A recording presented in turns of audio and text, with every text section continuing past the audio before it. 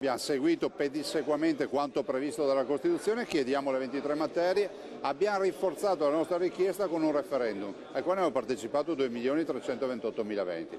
Direi che ci siamo, adesso spetta al Governo decidere di inviare in Parlamento la bozza e ne accettiamo anche una discussione. Indietro non si torna. Il Veneto tiene ferma la richiesta di autonomia con competenza sulle 23 materie elencate in Costituzione. Zaia lo ribadisce alla consulta del Veneto per l'autonomia davanti ai rappresentanti del mondo politico, economico, accademico e sindacale del Veneto, dove si è fatto il punto della situazione. Penso che se si decidesse la procedura della preintesa firmata tra Governo e Regione Veneto, questa preintesa potrebbe andare velocemente in Parlamento e iniziare una discussione, quindi anche prima delle europee. Questa ricerca sempre della deadline, dell'ultimatum non mi trovo tanto appassionato. Dico che il dibattito con una vera e propria riforma come questa ci vuole.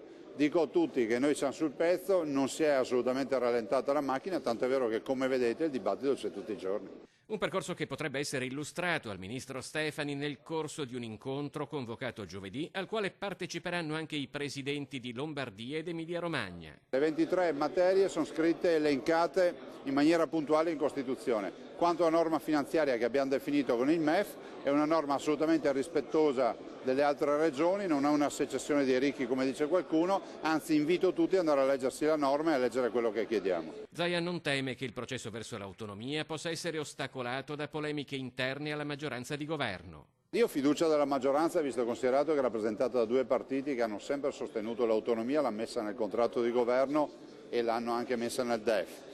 Dall'altro, se si continua a parlare della secessione dei ricchi, invito tutti ad andare a leggere perché non è così. Cioè dire scemenze le si dice solo perché non si vogliono affrontare i veri problemi e la secessione dei ricchi rischia di diventare un alibi per qualcuno.